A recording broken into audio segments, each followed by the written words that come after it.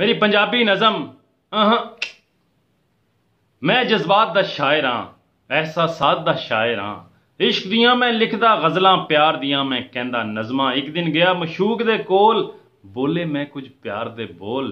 उन्हें जड़े दिते जवाब, वो टुट गए मेरे सारे ख्वाब।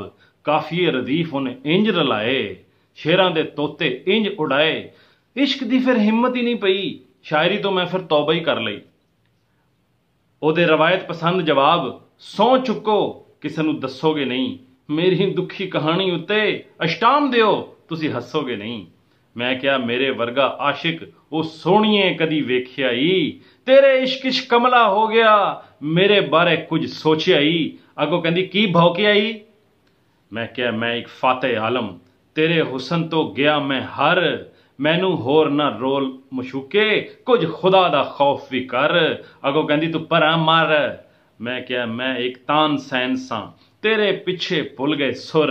मैं एक साध कैन सा अड़िए, रंग मेरे गए सारे खुर। अगों कहंदी दुर दुर दुर। मैं क्या अपने दिल दी दरगाह तो अपने सवाली नू इंज ना कड।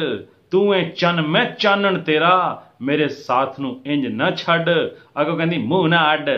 मैं क्या तेरियां यादां अड़िए, जिवें एक डूंगा मझधार। दिल दी कश्ती डुबदी जांदी, एदियां लहरां दे विशकार। अगों कहंदी चवड़ा ना मार। मैं क्या मैं सारी हयाती तेरे लिए ठंडियां आवां परां। मेरे ते मेरा वस नहीं चलदा, दस दे अड़िए मैं की करां। अगों कहंदी मर भरां। दिल ते हथ रख के 3 वारी कह दे, आखिरी वार ए पुछदा मैं। क्या तैनू मेरे नाल इश्क नहीं, खुल के दस दे हीरे हैं। थोड़ी देर वो चुप कीती, मेरे दिल च उम्मीद जागी।